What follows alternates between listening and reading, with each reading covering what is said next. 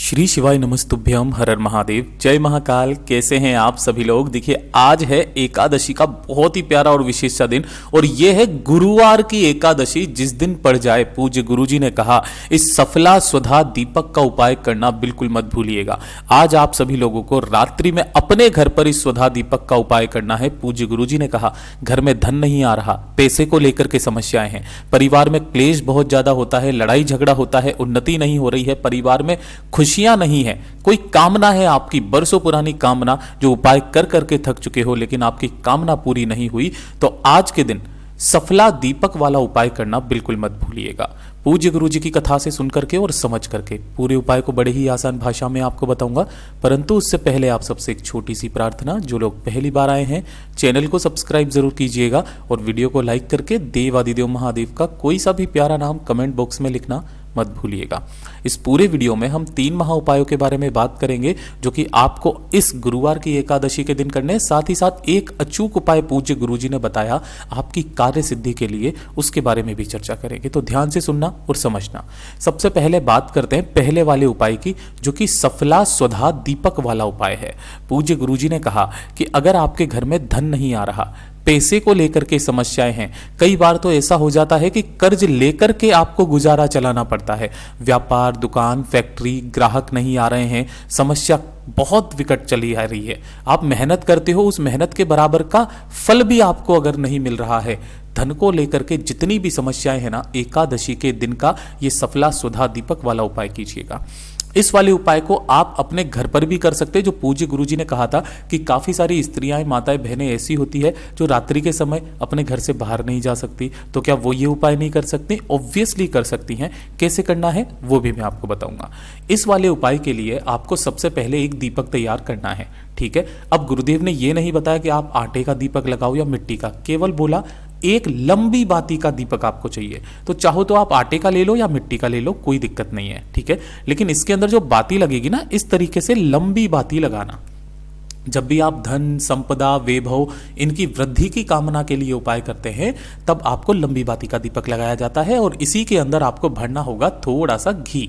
अब घी कोशिश करना कि गाय का मिल जाए तो बहुत अच्छी बात है, ठीक है। ये दीपक तैयार करना, साथ ही साथ आपको लेने होंगे कुछ अन्न के दाने। अब चाहो तो आप गेहूं के ले लो, चाहो आप चावल के ले लो, हरा मूंग ले लो, ये भी नहीं है, फूलों की पत्तियां ले लो, कुछ भी। आसन लगाने के लिए आपको चुटकी भर कुछ भी अन्न ले लेना है या फूलों की पत्तियां ले लेनी है। अब ध्यान से सुनना इस वाले उपाय को। पहले तो वो उन लोगों के लिए बता रहा हूं जो कि घर से बाहर जाकर के इस उपाय को कर सकते हैं। देखिए, अगर आपके घर में कहीं पर भी बेलपत्र का पेड़ है तो वहां पर कर लीजिए, और अगर बेलपत्र का पेड़ आपके घर में नहीं है और आप बाहर जा सकते हैं तब आप किसी भी बेलपत्र पेड़ के नीचे जाना है। कब? शाम को 7 बजे के बाद। शाम के 7 बजे के बाद। मैं ऐसा क्यों कह रहा हूं? क्योंकि पूज्य गुरुजी ने कहा कि जब आपके घर में ठाकुर जी की आरती हो जाती है, एकादशी के दिन जब आप ठाकुर जी की आरती कर देते हो उसके बाद में करना है। अब जनरली हमारे घरों में ठाकुर जी की आरती 6:30 पौने 7 बजे तक हो जाती है, तो उसके बाद में आपको चाहे 7 बजे चले जाओ, 8 बजे चले जाओ, 9 बजे चले जाओ, जब भी आपको जैसा भी मिले उस समय पर आप चले जाना।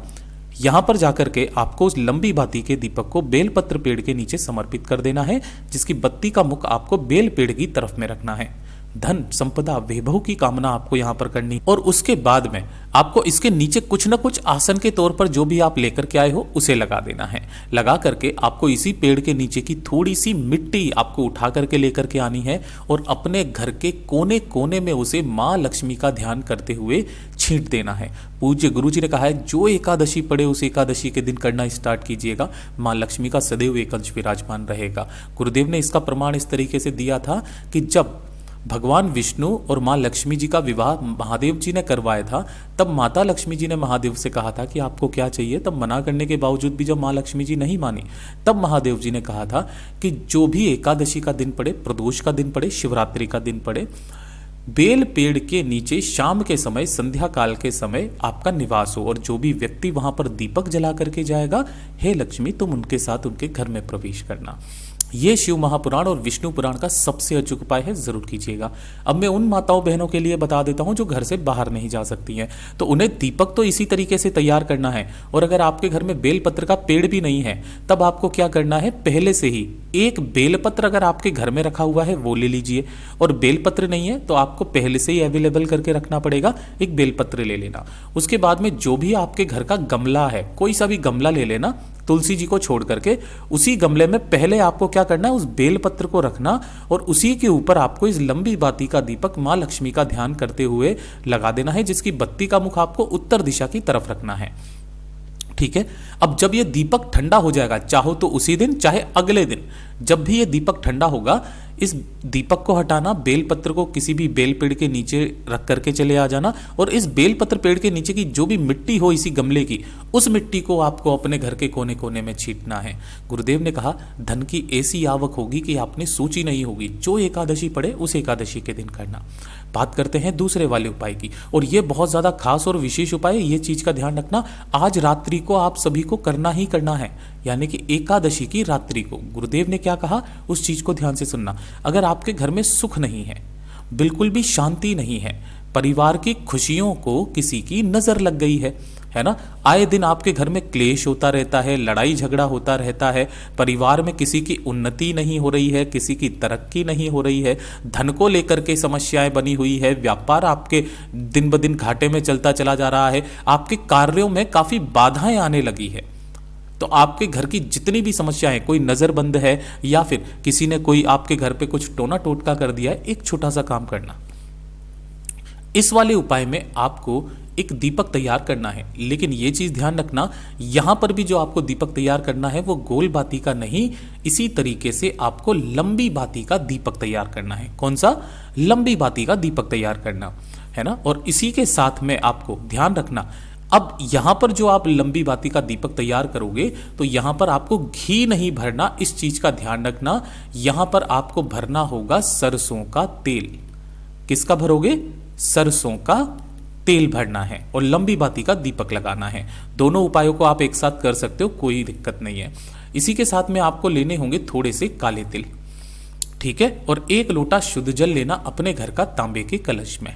ठीक है। आज रात्रि को कितनी भी बजे, 7 बजे, 8 बजे, 9 बजे, 10 बजे, 11 बजे, आपके घर का जो भी मुख्य दरवाजा है उसके बाहर की तरफ नहीं, यहां पर नहीं, अंदर की तरफ, दरवाजे के अंदर की तरफ, बिल्कुल यहां पर आपको उस लंबी बाती के दीपक को प्रज्वलित कर देना है, जला देना है।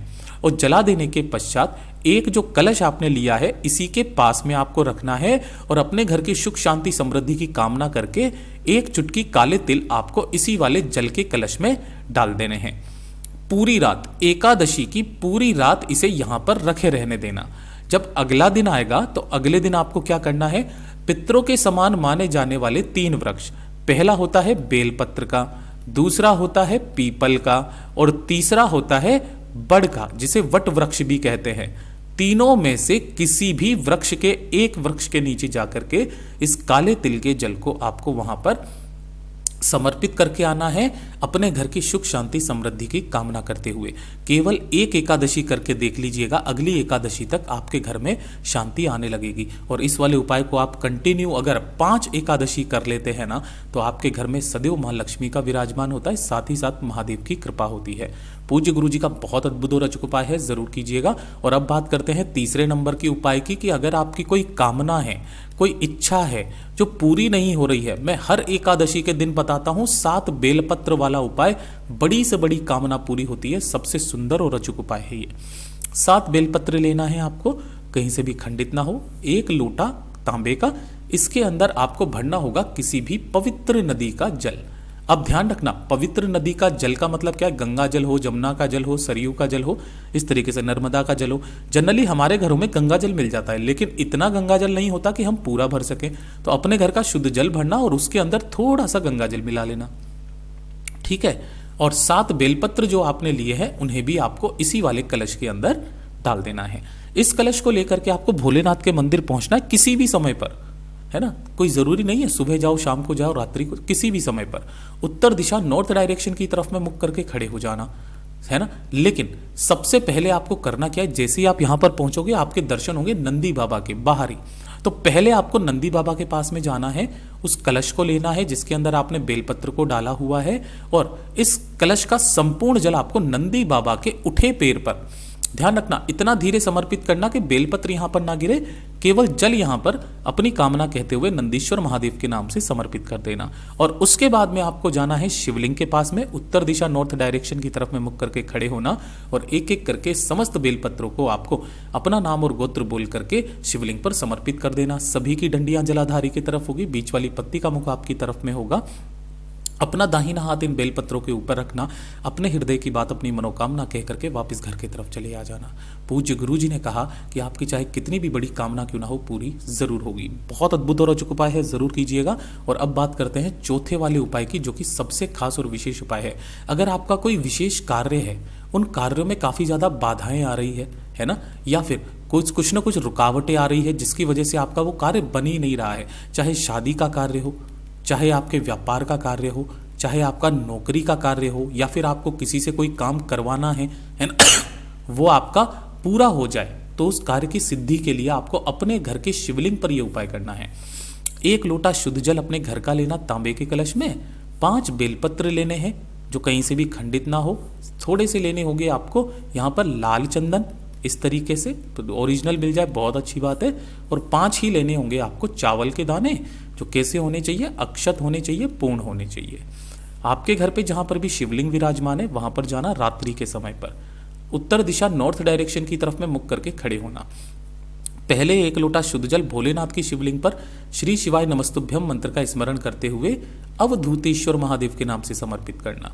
ठीक है, यहां पर समर्पित कर देने के पश्चात जो आपने 5 बेलपत्र लिए हैं, इन 5 बेलपत्र की तीनों पत्तियों पर ध्यान रखना, एक एक चंदन की बिंदी लगाकर 5 को एक दूसरे के ऊपर रख देना, और इसे अपने दाहिने हाथ में इस तरीके से रखना है कि डंडी आपकी तरफ में रहे और बीच वाली पत्ती बीच वाली उंगली पर रहे। 5 बेलपत्रों को ऐसे रखना, और उसके पश्चात ध्यान रखना यहां पर आपके चंदन की बिंदियां लगी हुई है, और 5 जो चावल के दाने लिए हैं उन्हें आपको सबसे ऊपर वाली पत्ती के बीच वाली पत्ती पर रखना है।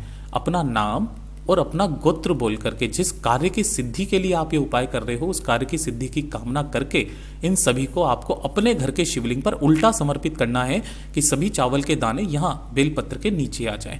अपनी कामना कहकर के जो व्यक्ति एकादशी के दिन इस उपाय को कर लेता है, उसके सभी कार्य बन जाते हैं। पूज्य गुरु जी के सभी उपाय बहुत ही ज्यादा खास और अद्भुत है, जरूर कीजिएगा। वीडियो पसंद आए तो लाइक जरूर करना, चैनल को सब्सक्राइब जरूर कीजिएगा। मैं आपसे मिलता हूँ अगले वीडियो में, तब तक के लिए ओम नमः शिवाय, हर हर महादेव, जय महाकाल।